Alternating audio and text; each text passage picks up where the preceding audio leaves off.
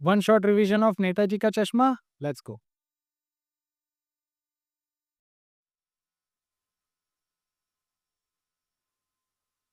नेताजी का चश्मा कहानी देशभक्ति से जुड़ी हुई है, जिसमें कैप्टन चश्मे वाले के चरित्र को दर्शाया गया है और बताया गया है कि उनका योगदान क्या रहा है देशभक्ति में या देश के नागरिकों के सम्मान में।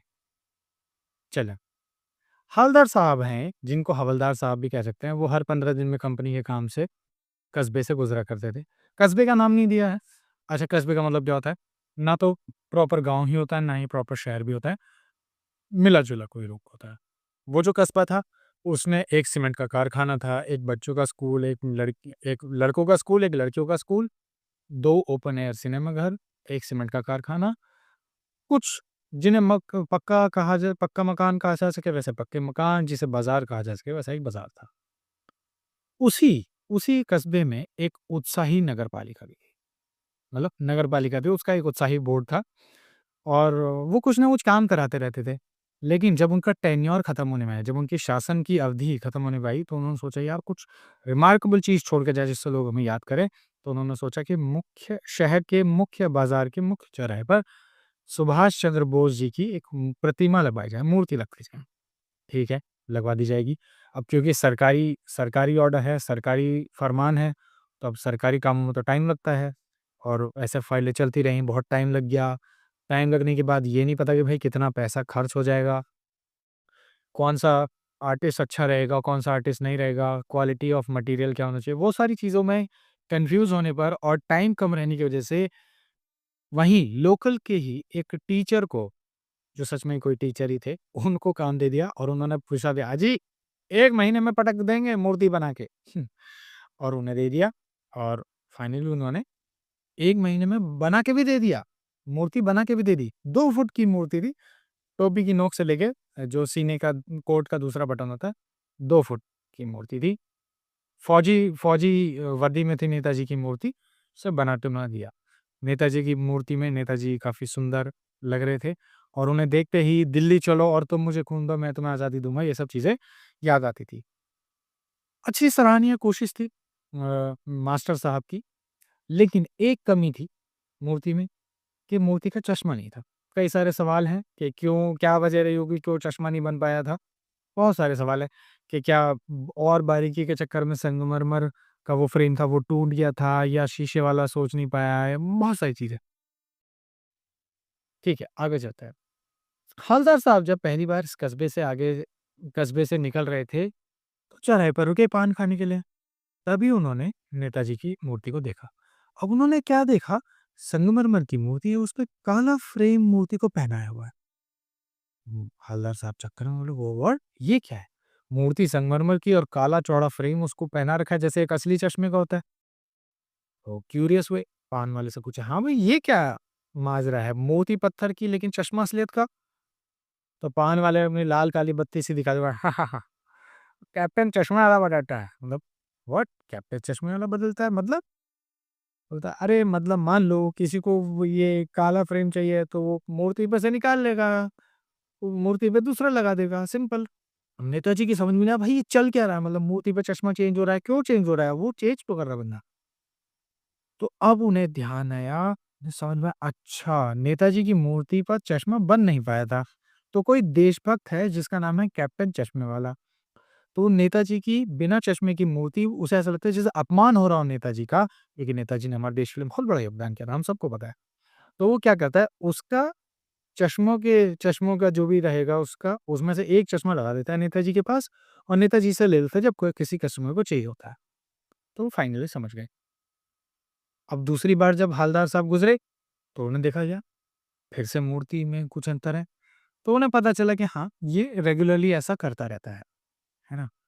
अब वो जानना चाहते हैं कि हवलदार साहब ये जानना चाहते थे कि कैप्टन चश्मा वाला है कौन? कैसा दिखता है? तो वो दिखाता है। पान वाला उसे कहता है, "देखिए, वो आ रहा है, लंगड़ा, पागल है वो, उसका देखो उसे कहीं अवार्ड-ववार्ड मिल जाए, उसका नाम लिखवा देना मैं।" तो हवलदार साहब को बड़ा बुरा लगा, बोले, "यार, एक देशभक्त का ऐसा अपमान, जो हमारे देश को इतना बड़ा उन्होंने सम्मान दिलाया, उनके बारे में ऐसा कह रहा है ये बंदा।" तो बड़ा बुरा लगा उनको, ठीक है? जब उन्होंने देखा कैप्टन चश्मे वाला एक पैर से लंगड़ा है, उसकी खुद की दुकान भी नहीं है। बाँस के एक डंडे के ऊपर उसने एक तख्ता लगा रखा है, उसके ऊपर चश्मे लगे पड़े हैं और एक संदूकची में भी चश्मे हैं। तो मतलब उसकी खुद की दुकान भी नहीं है, लेकिन नेताजी के लिए इतनी ज़्यादा देशभक्ति, कमाल है। अपने में खोए-खोए पैसे चुकाकर चल पड़े हालदार साहब।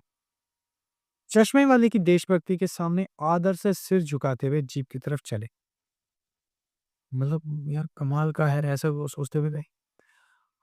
लेकिन हालदार साहब को ये चीज़ बड़ी बुरी लग रही थी जब पान वाले ने कहा कि वो पागल है पागल, वो क्या जाएगा फ़ौज में, ये सब बातें। तो हालदार साहब को पान वाले के द्वारा किसी देशभक्त का इस तरह मज़ाक उड़ाया जाना बिल्कुल अच्छा नहीं लगा, ठीक है?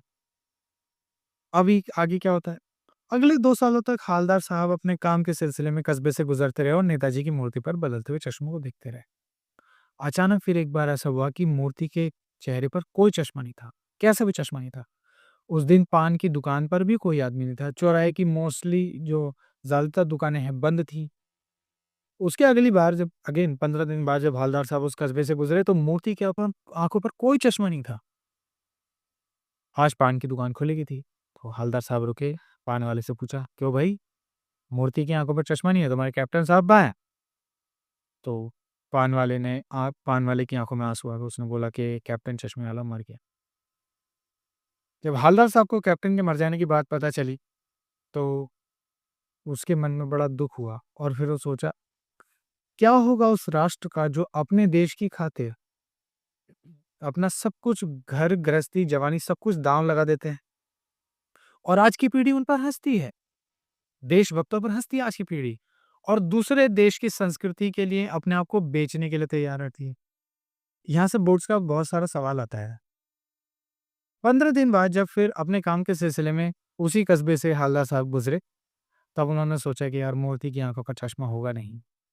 ये देखकर उनका मन बड़ा दुखी होता है, इसलिए उन्होंने कहा कि देखो, कार वाले से कह दिया कि देखो आज रुकना नहीं है, पान कहीं और खा लेंगे, मूर्ति के चौराहे पर नहीं रुकना है, चलते जाना है। लेकिन वही आदत होती है कि कई सालों की आदत थी, छूटती कैसे? अपने आप ही आँखें मूर्ति की तरफ उम, उठ गईं और उन्होंने क्या देखा? जो भी देखा होगा उसके लिए अचानक से ड्राइवर को बोला, "रोको गाड़ी।" और गाड़ी रुकी भी नहीं थी और उछल के सीधे भाग निकले, इतनी गाड़ी रुकती इतने तो वो भाग के जाके मूर्ति के सामने खड़े हो गए और उसे सैल्यूट मारने लगे। क्या देखते हैं? मूर्ति की आँखों पर एक सरकंडे का चश्मा है। सरकंडा क्या होता है? एक तरह की घास होती है जिसके टेबल चेयर्स बनते हैं।